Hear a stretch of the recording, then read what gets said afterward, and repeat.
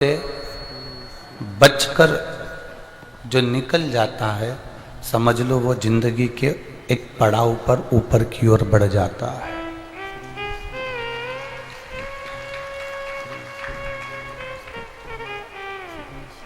मनुष्य का शरीर मिल जाता है, पाप कर्म थोड़ा ज्यादा होने लगता है।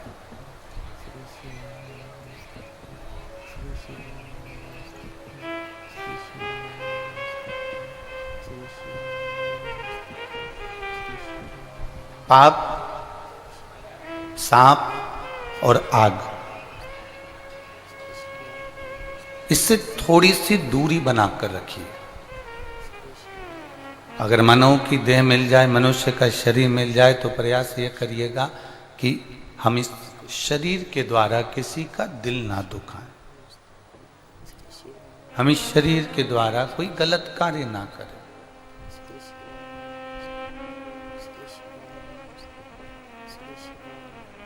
एक व्यसनों से अपने शरीर को नष्ट ना करें।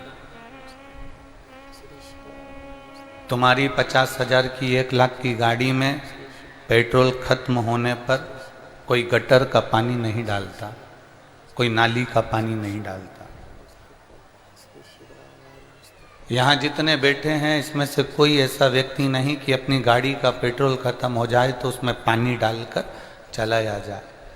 50,000 की 1 लाख की गाड़ी को गटर के पानी से, नाली के पानी से कोई अपनी गाड़ी को नहीं चलाता, तो हमारी तो ये शरीर करोड़ों का है, फिर मदिरा रूपी पानी को डालकर इस शरीर को क्यों बेकार में चला रहे?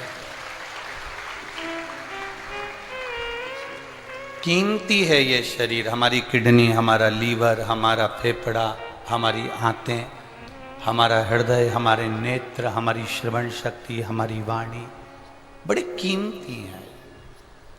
इन कीमती शरीर को हम क्यों गलत तरीके से इसको अपने जीवन को बेकार करें?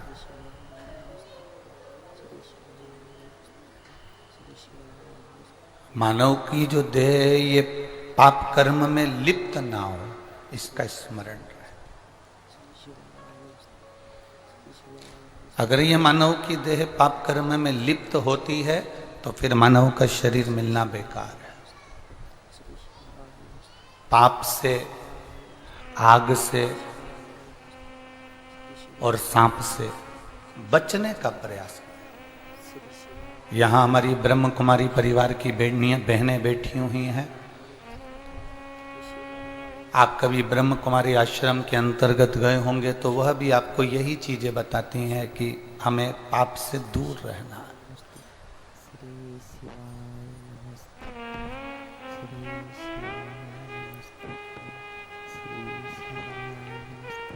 हमें यही सिखाया जाता है कि हम गलत मार्ग से दूर हट जाए। पानी में डूबने वाले को बचाना सरल है, पानी में डूबने वाले को बचाया जा सकता है, पर प्याली में डूबने वाले को बचाना कठिन है और बचाया नहीं जा सकता। पानी में और प्याली में अंतर है। पानी में डूबोगे तो तुम्हारे बचने के चांस भी हैं, पानी में डूबोगे तो तुम बच भी सकते हो, पर मदिरा की प्याली में डूबोगे तो तुम्हारे बचने के कोई चांस नहीं है, तुम्हें कोई नहीं बचा सकता। कौन बचाएगा?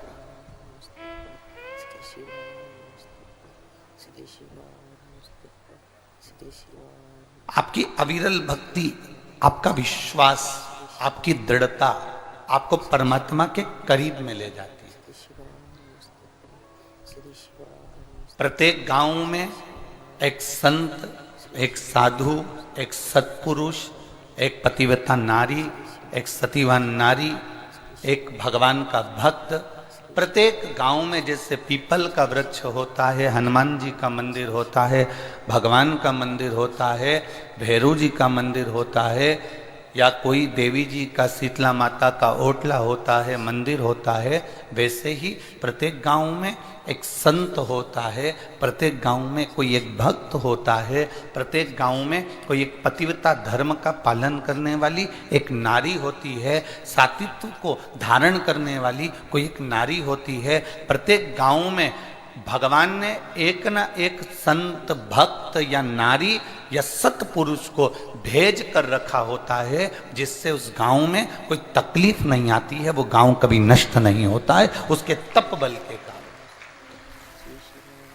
उसके भजन के कारण, उसके कीर्तन के कारण, उसके मंत्र बल के कारण। सारे नगर में, सारे जगह में कोरोना आए, सारे जगत में लोगों को